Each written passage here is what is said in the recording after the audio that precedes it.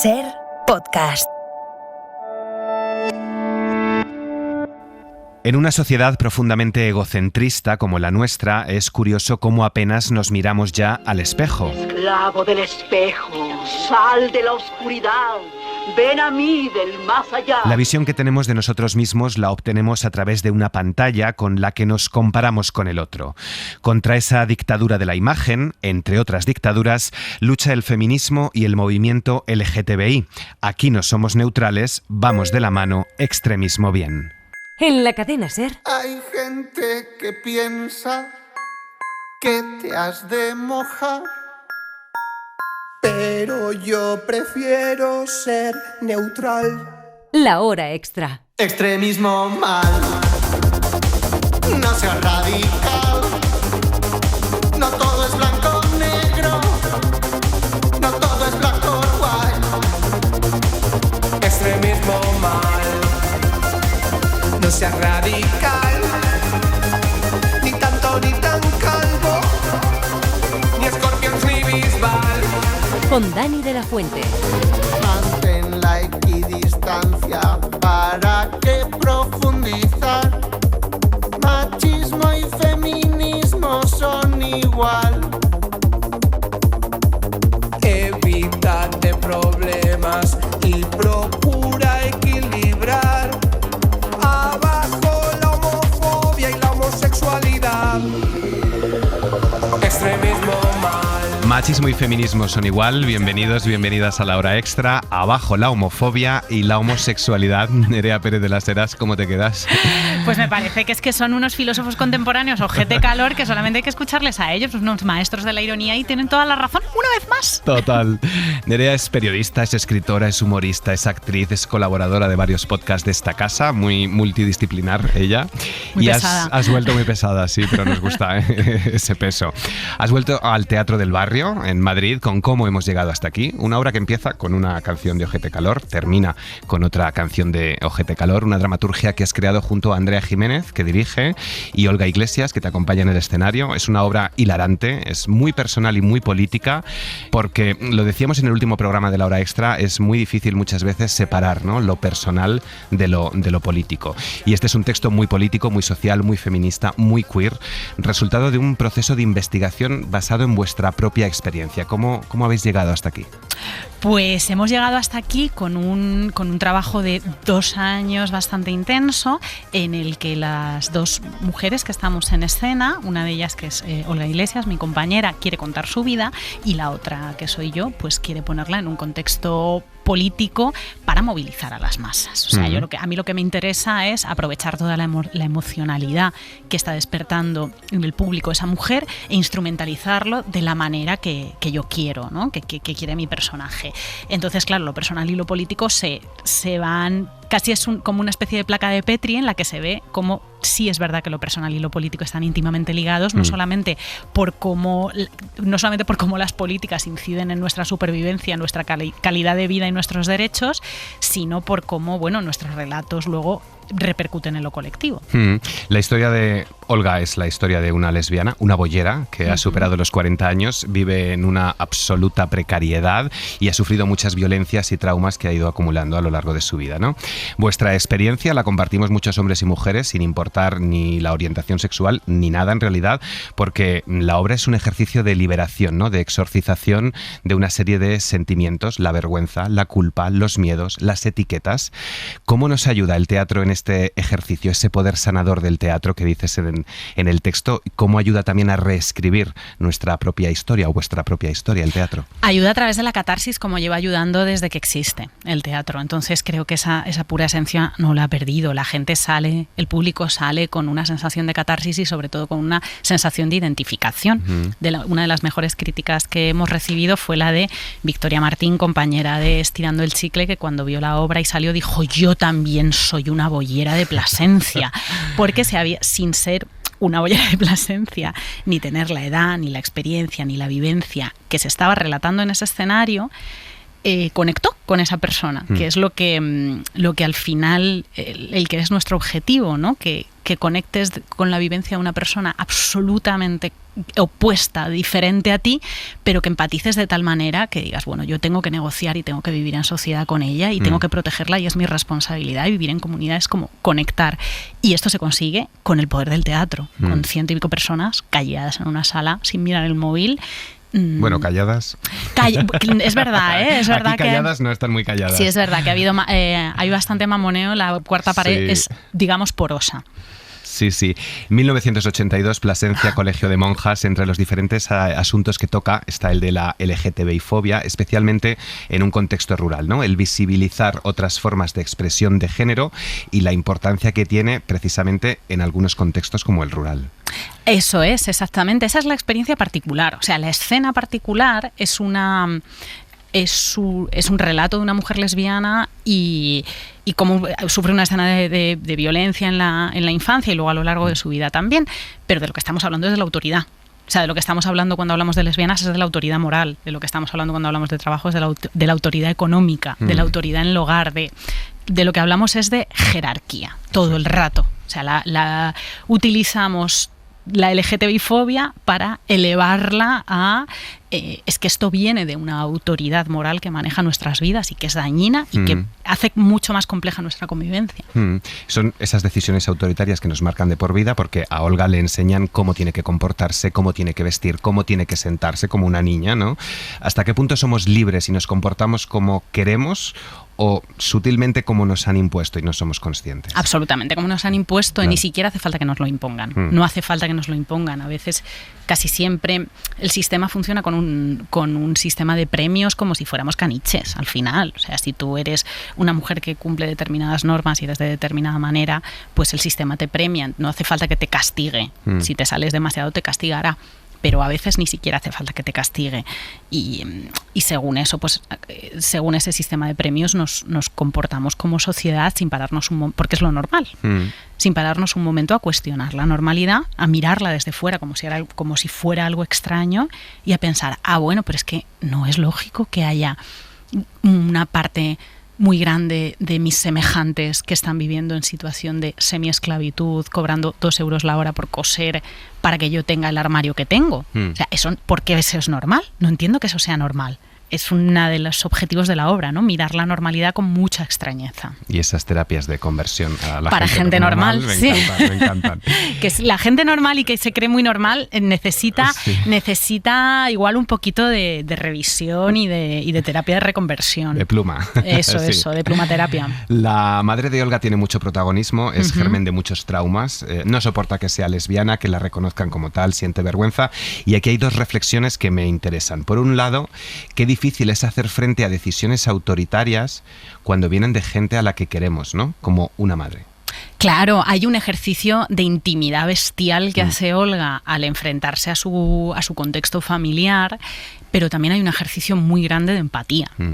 Dices que en la obra te ríes, pero en la obra también se te saltan las lágrimas. Total. O sea, hay momentos en los que ella se resiste al papel de víctima, ella quiere no entrar en ciertos terrenos, su personaje quiere no entrar en ciertos terrenos íntimos y su personaje no solo busca resarcimiento, su personaje también busca comprensión, conciliación. O sea, ahí hay un ejercicio de comprender la vivencia de gente que viene de otros contextos que es muy liberador. Claro, muy liberador. Esa es la segunda reflexión que tenía, ¿no? Has hablado de comprensión, de empatía, porque la madre de Olga fue víctima de su padre, del machismo, del franquismo, de la transición, estructuras que han marcado su cerebro, y nos decía hace unos meses Sara Torres, una poeta y escritora, que es uno de los grandes temas o problemas, entre comillas, del feminismo, ¿no? La falta de empatía y de comunicación, de diálogo entre diferentes generaciones de mujeres y su visión del feminismo. Eso es, que no quepa el disenso. Eso es. Coincido con Sara Torres en esa reflexión.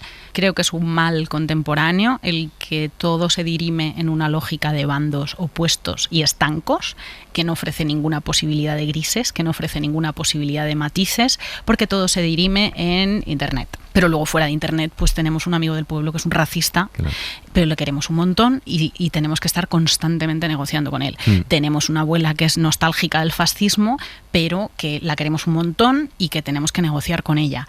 Entonces, vivir en sociedad pasa por negociar con personas que no comprendemos, cuyas ideas no compartimos e incluso cuyas ideas son violentas para nosotros y para nosotras. Entonces, esa negociación con la madre, esa negociación con la abuela, que se da en nuestras casas, se debería dar también en contextos amplios de debate feminista. El feminismo es un movimiento súper vivo y como es un movimiento vivo, tiene que caber el disenso y tiene que caber el debate. El otro gran asunto, son muchas las violencias a las que se enfrenta, y el otro gran asunto, lo has adelantado, es el de la precariedad, ¿no? El capitalismo, los trabajos mal pagados, esos jefes como Tony Soprano, abusones, autoritarios, machirulos, y los disfraces que nos ponemos también en nuestra vida para ocultar el tamaño de la miseria y disfrazarnos al final de clase media. Esto viene de una reflexión de mi amigo David, que es una persona inteligentísima, que me hizo hace bastantes años, que me dijo, él trabaja en una empresa y me dijo, he ido a no sé dónde, a una empresa, y decía, todas iban guapísimas, o sea, todas las chicas, en concreto hablaba de chicas porque había mayoría femenina, era como súper a la moda, a primera vista no se las distinguía de Tamara Falcó, a lo mejor. Y luego se enteró de lo que cobraban, que estaba por debajo del salario mínimo o que eran falsas autónomas. O sea, como que la precariedad laboral de la que eran víctimas no se notaba a primera vista, porque hay tal acceso a estas apariencias a través de la fast fashion, hay tal acceso a estas apariencias que se sustentan también en la precariedad de otras personas, que a primera vista, es eso, a primera vista el tamaño de la miseria de Madrid, el tamaño real de la miseria de Madrid, a veces no lo ves. Y aún así es muy grande. Por eso hablamos de el disfraz de clase media. O sea, que alguien parezca que está bien no tiene por qué ser real, ¿no? Detrás de una camiseta de 2 euros hay 2 pobres. El que la compra, el que no se puede culpabilizar, y la que la hace. Ya que mencionas a los fascistas y a los nazis en el texto, quiero terminar poniéndote una declaración que ha hecho un portavoz de Vox esta semana en una comisión de cultura en la Asamblea de la Comunidad de Madrid.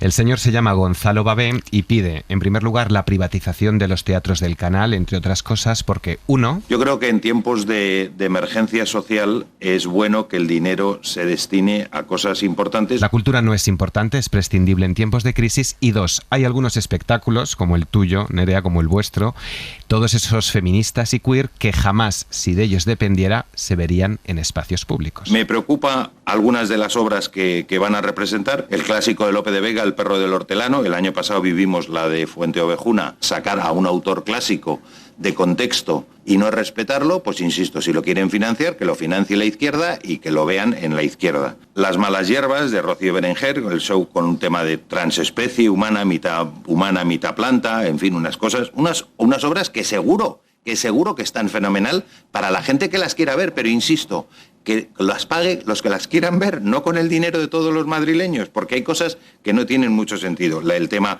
de la aclamada directora británica Katy Mitchell, la Shawnee traerá un Orlando, según la novela de Virginia Woolf, que explora el viaje queer de su protagonista a través de varios siglos de la historia patriarcal de la humanidad. O sea, de vez en cuando hacen unos guiños a la ideología progre que yo sinceramente no lo entiendo. Que lo quiere financiar la izquierda, que lo financie la izquierda, que lo pongan donde quieran, que vayan a verlo, que se harten de verlo, pero no con el dinero de los madrileños. Pobrecillo.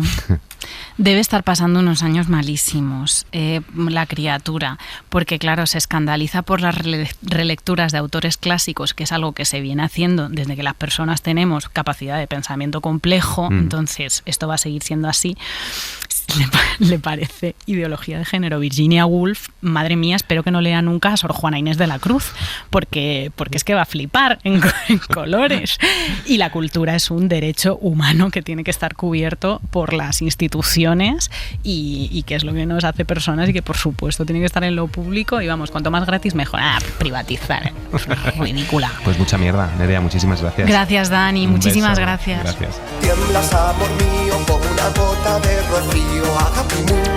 Nerea está los jueves en el Teatro del Barrio y en unos días empezarán a recorrer España. Su obra nos deja en bandeja una serie de frentes abiertos en los que ahondamos ahora a través de la literatura. El primero de ellos, la militancia política y disidencia sexual. Pedro Lemebel es un escritor chileno, fallecido en 2015, que vinculó lo queer a la lucha contra la dictadura de Pinochet. Activista por los derechos LGTBI, Lemebel fue un cronista de la sociedad chilena. La editorial Las Afueras ha rescatado sus crónicas y textos poéticos que ha leído Pepa Blanes.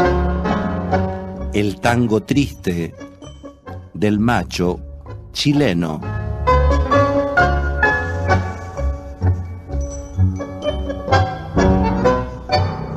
Y uno se pregunta por los machos de entonces. Pedro Lemebel es uno de esos escritores que combina la fuerza de un lenguaje y de sus palabras con la fuerza de la revolución de sus temas. De ahora, digamos, lo gay, por ejemplo, el patrón gay, ¿no? Manuel Puig lo cuestiona, y cuestiona incluso el amor en los homosexuales. Él dice que de alguna manera los homosexuales se enamoran de su mismo espejo, ¿no? En el otro que ven, ¿no? Que no construyen un otro en la relación amorosa. Lemebel murió en 2015, fue un activista y escritor por los derechos LGTBI queer, y sus novelas son radicales, lujuriosas, barrocas, difíciles de encasillar. En ellas habló de la lucha política contra la dictadura de Pinochet, también de los bajos fondos, de las mujeres, de los pobres, de los gays, y de cómo la revolución no puede alejarse de la lucha queer. Hace unos meses llegaba a España Tengo miedo torero, una novela donde nos proponía a una travesti enamorada de Pinochet. ¿Cómo te llamas? Carlos. ¿Y tú? ¿Que cómo me llamo? La cuando no, la cuando nunca, la siempre en domingo, la teté, la totó, la milú, la chumilú. Pero para ti, yo no tengo no. La novela se adaptó al cine con el actor Alfredo Castro, pero además de novelista, Lemebel fue un cronista de la sociedad chilena en la dictadura y en la transición. Si algún día hace una revolución que incluya a las locas, avísame. Ahí voy a estar yo en primera fila. Lo demuestran los textos poéticos y las crónicas reunidas en Poco Hombre, que ha rescatado la editorial Las Afueras y que nos permite ver un Chile que tiene muchas conexiones con el actual. En mi novela yo no termino en esa circunstancia, porque las novelas sobre homosexuales siempre terminan así. Siempre a la loca la matan, ¿ah? O siempre le pegan, por ejemplo, ¿ah? Y ahí hay una proyección del machismo, digamos, que agrede al homosexual. Su prosa es barroca, musical y supone toda una reivindicación del placer y de lo erótico desde las palabras, desde la escritura. Hay pocos escritores que tengan un estilo tan similar, que nos haga andar por los recovecos chilenos reivindicando la transgresión como una forma de resistencia. Poco Hombre es una selección de sus mejores piezas, escritas a lo largo de 2 décadas, que las ha agrupado ahora el editor Ignacio Echevarría y que nos acercan a una faceta más personal y casi periodística del escritor. En segundo lugar, otra dictadura, la de la imagen, esos disfraces de los que hablaba Nerea con los que ocultamos lo que somos, mostrando un perfil que encaje, que guste a los demás.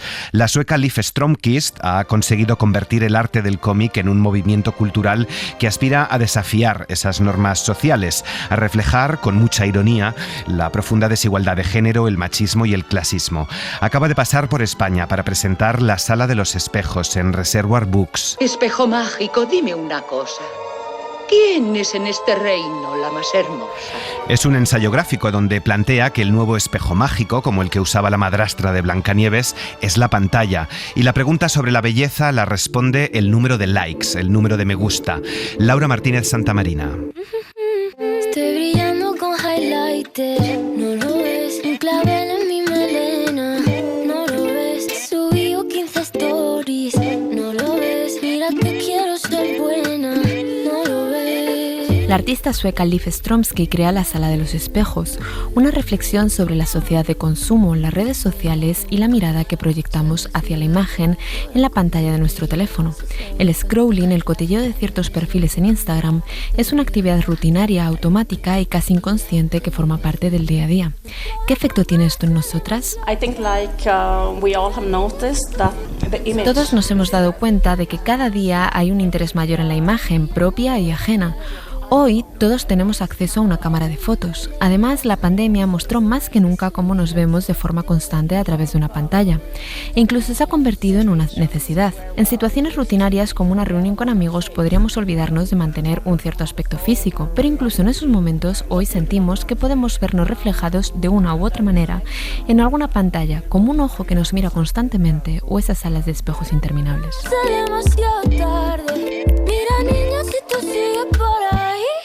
Al final, incluso en la situación más banal, todo puede convertirse en un contenido para redes sociales. Female appearance and the obsession with female beauty. La belleza femenina siempre ha sido un tema estructural en la lucha feminista y cada vez más la importancia que se le da a la imagen física es mayor. Buscamos constantemente una imagen perfecta de nosotras mismas, intentando alcanzar el ideal de belleza impuesto y que muchas veces es irreal. Lo que ha habido es una evolución inmensa y demasiado rápida de la exposición personal en redes sociales. Desde el punto de vista de Liv, estamos siendo inundados por una tendencia compulsiva a consumir todo tipo de contenido a través de las redes sociales y especialmente de Instagram. El historiador René Girard, al que la escritora cita en numerosas ocasiones, afirma que es muy difícil saber lo que uno desea, porque el deseo se ha convertido en una necesidad colectiva. Tan solo copiamos lo que otros quieren. ¿Vemos a otras mujeres como un obstáculo para alcanzar nuestras metas? ¿La imagen consigue hacernos sentir inferiores haciendo una errónea comparación con otros cuerpos femeninos? Liv Stromsky reflexiona sobre las mujeres, las redes sociales y la tiranía de una sociedad de consumo que se manifiesta a través de una pantalla. Las pantallas ya empezaron a distorsionar la imagen del arte en los 90, las televisiones y con ellas la expansión del capitalismo. La aparición de un centenar de canales creó una dimensión paralela al otro lado de la pantalla, una especie de espejo en el que la realidad no solo se refleja, sino que se distorsiona.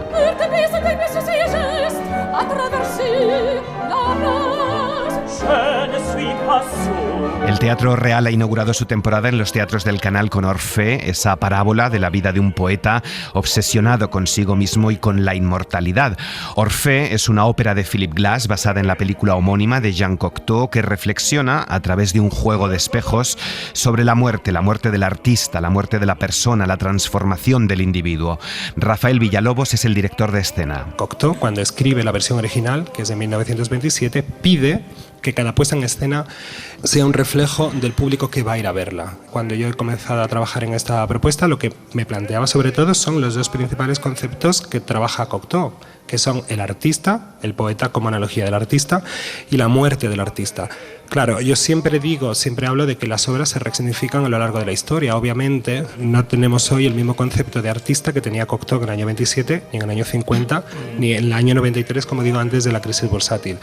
Entonces, lo que me parecía interesante trabajar con este equipo maravilloso era plantearnos eso. ¿Quién es este artista y qué le pasa a este artista en el devenir de la ópera? ¿No? Es un artista que de algún modo la irrupción de una nueva forma de arte, el nudismo, que nadie entiende, ese miedo a una nueva generación que llega, a una generación que puede acabar con la figura del artista anterior, lleva a Orfeo a entrar en una dinámica donde él abraza el liberalismo más despiadado e intenta acercarse a esa figura del artista que en realidad persigue la fama, que no la trascendencia, ¿no? Él se pierde en ese devenir, pierde su propia esencia y eso es lo que simboliza la muerte, como un artista dejándose llevar por los mercados, dejándose llevar por las tendencias, pierde su propio centro, su propio foco y en tanto que hace eso, muere su obra. Creo que es una producción que apela al público de hoy, que le hace reflexionar sobre el arte, sobre los mercados de arte, sobre los centros de creación contemporánea. Y terminamos con las pantallas y los espejos hablando de dismorfia. La dismorfia es un trastorno mental que sufren miles de españoles, especialmente adolescentes, que les impide verse en el espejo realmente como son. Marí Delgado, junto con el colectivo La Tarara, se adentra en esta obsesión por la apariencia física que altera la mente hasta causar deformidad. In the night, I have this horrible temptation. Cut the flequillo, but when I cut the flequillo, I don't like it. Oh, I look like a monster. Dismorfia se estrena hoy dentro del Festival Surge Madrid, la 9ª muestra de artes escénicas de esta comunidad. ¿Qué es Dismorfia, Marí? Dismorfia es una pieza multidisciplinar que llevamos trabajando desde hace 2 años aproximadamente, y en la que nos adentramos de lleno en esta enfermedad de la dismorfia, que consiste en la alteración de la percepción que una persona tiene de su propia imagen, ¿no?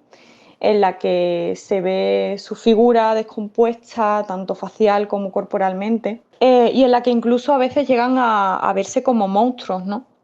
Nosotros llevamos inspirándonos en esto desde el principio de nuestras creaciones, a la par que también nos hemos inspirado en el director de teatro polaco Tadeusz Kantor, que creó el Teatro de la Muerte, entre otros géneros. Y apoyándonos en estos dos focos, también está pues la mezcla entre drama y comedia y nuestra clave más personal e inclasificable, ¿no?, que llevamos haciendo desde nuestros inicios. Dismorfia podría definirse como un desfile de moda de monstruas vestidas de Chanel o algo así. Seguimos en el teatro con uno de los estrenos más potentes de la temporada, Finlandia en el Teatro de la Abadía. Irene, ven conmigo. Ven con nosotros. Soy el niño que todavía no sabe que te va a conocer. Mi combate ahora es para hacer esta lucha más grande, para ampliarla, para que sea más grande que yo, para que otras se beneficien. Ya no nos dais miedo. Tú no me das miedo.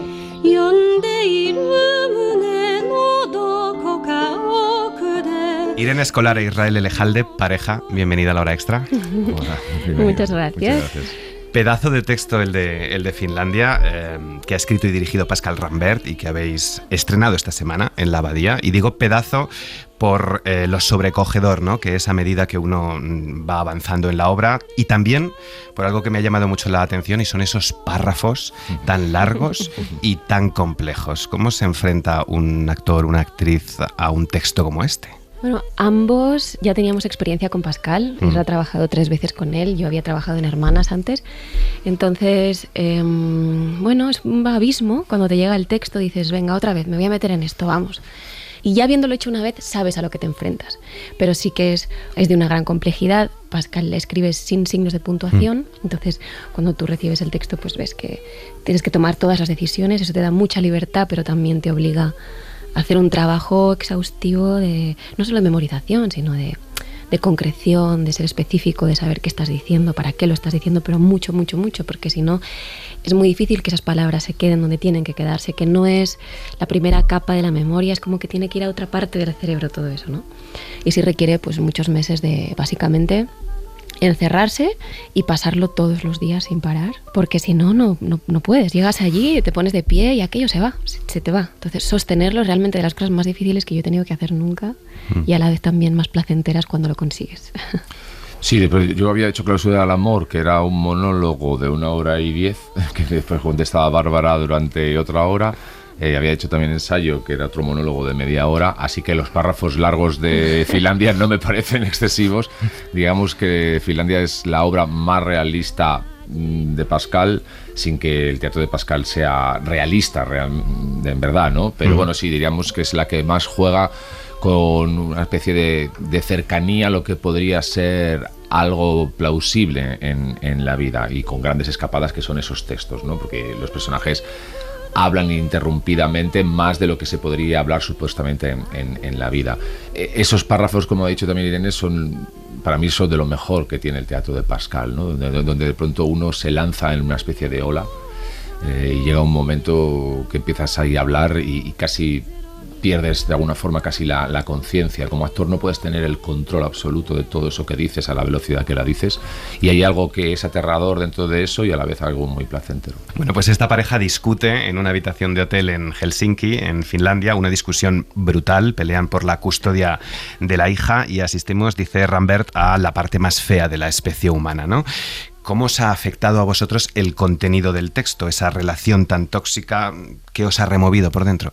Los ensayos al principio para mí fueron duros por esas energías tan brutales y tan negativas, y sobre todo también por ese retrato de ese momento en los que nosotros como seres humanos nos vemos sin armas y acudimos a lo más irracional que tenemos, que es nuestro instinto animal, y es el combate, ¿no? Es decir, donde todo esto que hemos conseguido crear, toda esta educación, todo este pensamiento que uno ha recibido a lo largo de años, parece que desaparece y se pone solamente en marcha para intentar atacar al otro, para defender tu territorio. Y esto es bastante doloroso. Finalmente, afortunadamente, creo que los dos somos muy sanos y esta profesión es un juego. Y entonces al final el juego va apareciendo y uno ya se va protegiendo y ya no es tan doloroso. Pero en principio sí es doloroso. Es decir, yo me iba de los ensayos y me creo también, pues te ibas bastante mal. Sí, claro. Bastante mal porque era una hora atacando lo peor del ser humano, es decir, sobre todo atacando también a personas que se sienten en peligro, muy en peligro, y que sienten que toda su vida está en juego en esa conversación. Así que sí, al principio fue doloroso, ahora ya cada vez el juego está más presente y eso ha ido desapareciendo afortunadamente porque uno tiene que seguir viendo.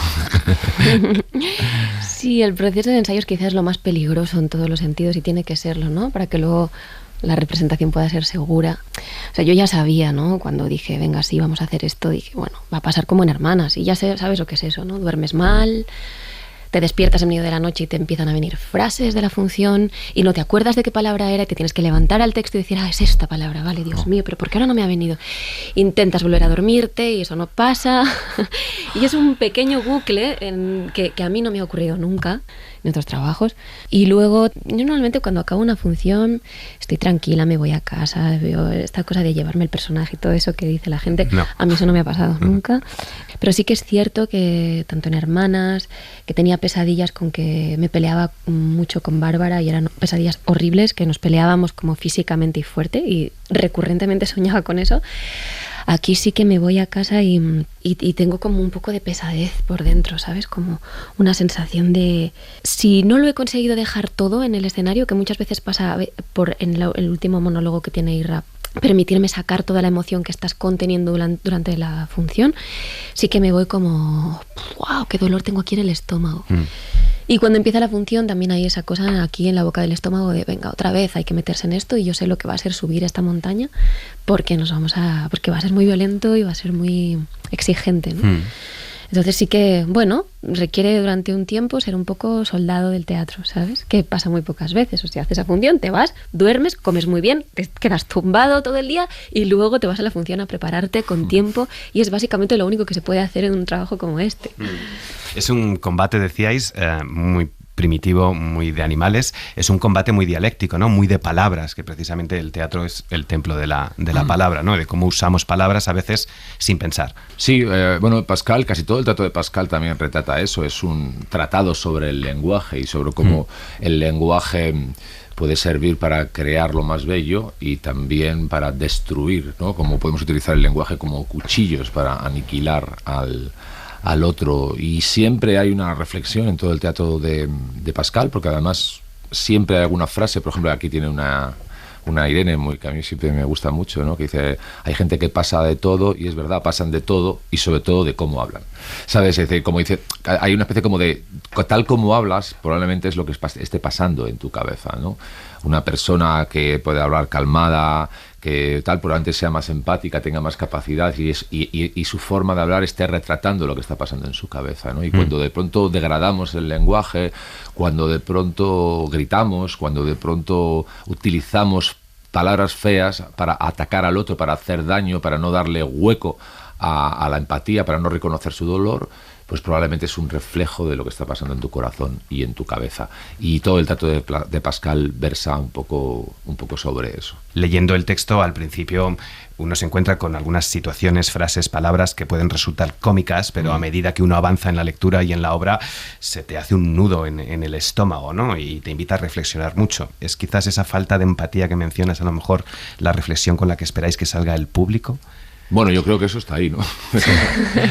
Hay muchas cosas, yo creo, que plantea la función, y sí que es cierto que en esta pieza la respuesta que tenemos del público sí que la gente sale bastante tocada y sobrecogida. O sea, no es una función fácil, ni lo pretende ser.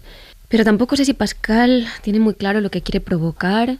O sea, no es que no lo tenga muy claro, es que le da un poco igual. O sea, él dice, yo os dejo esto, ellos le dan vida y luego lo que os pase a cada uno, pues ya sí que es vuestro, y dependiendo de la situación en la que esté cada uno, vitalmente, anímicamente, con su pareja, en la vida en general, lo que sea.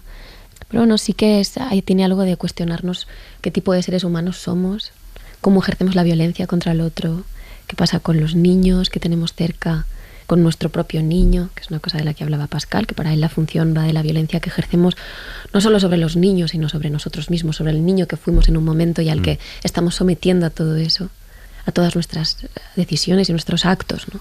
Entonces yo creo que la función tiene un montón de capas y que es sorprendente como a cada persona que viene le toca por un lado. Uno de esos cambios que se han producido y que se reflejan también en la obra es la aparición del movimiento Me Too, ¿no? Y cómo el feminismo ha influido en las relaciones de pareja. Hay muchas violencias en la obra, hay violencia psicológica, hay violencia física, hay violencia vicaria, todas estas nuevas violencias que estamos descubriendo o por lo menos poniéndole un nombre, ¿no? y rostro a todas esas violencias después del movimiento feminista. No sé si es posible, después de ver esta obra, reconciliar de alguna forma el mundo masculino y el mundo femenino. ¿Cómo se hace? ¿Qué lecciones hemos aprendido? Pues es que la función no plantea ningún tipo de respuesta, creo que porque es casi imposible, pero sí que habla de dos animales defendiendo su territorio a través del lenguaje. Por un lado está el personaje de Irra, que de alguna manera representa a las viejas masculinidades, y mi personaje que representa también, por así decirlo, los nuevos feminismos, ese cambio de piel de las mujeres, de dejar de entender o de aceptar ciertas cosas que estaban muy incorporadas en nosotras y replanteárnoslo todo a un nivel muy profundo, compartirlo con nuestras amigas, con leyendo cosas muy nuevas. De pronto todo esto en los últimos años, o al menos yo lo siento así en mi círculo cercano, ha cambiado muchísimo. Entonces, en el caso de esta función, ella ya no acepta cosas que hace unos años le parecían normales y ya no quiere pasar por ahí. Busca otro tipo de relación, otro tipo de amor, y eso también genera mucha soledad y mucha contradicción, porque tampoco lo tiene no lo tiene tan claro, pero a la vez sí, y entonces está peleando contra un muro que es el que en cambio no quiere aceptar que tiene que asumir que las cosas están cambiando a ese nivel tan profundo y que tiene que dejar la corona. En la obra es todo muy complejo y se dicen muchas cosas, pero hay muchos matices también dentro de eso. Diríamos que Pascal lo que sí retrata muy bien es cómo vivimos un momento ahora en la que todas las broncas de pareja y esas separaciones quedan filtradas por lo que está pasando fuera. De tal forma que ya esas separaciones no es entre tú y yo, sino es entre hombres y mujeres también.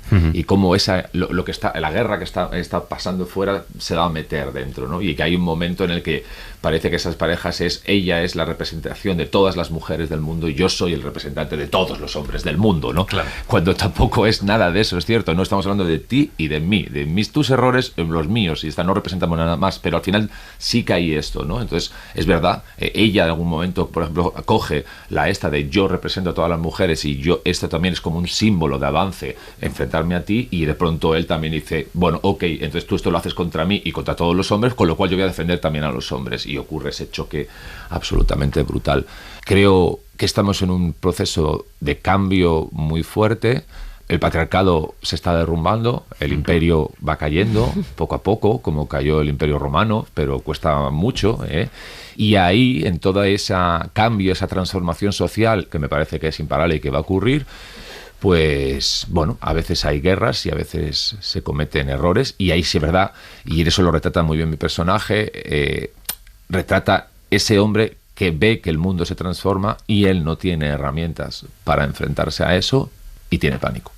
Porque al fin y al cabo lo que le pasa a mi personaje es que tiene terror a no saber qué hacer en ese nuevo mundo para el que él no le han entrenado. Pues muchísimas gracias, Israel e Irene.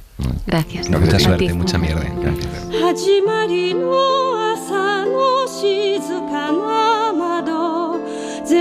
Nos vamos. María Jesús Rodríguez ha estado en la técnica. Gracias por acompañarnos. Que tengan buena semana.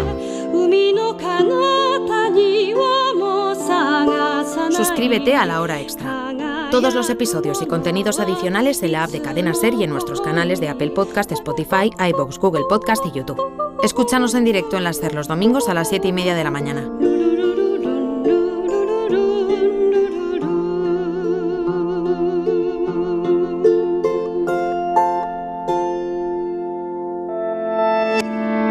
Cadena Ser. La radio.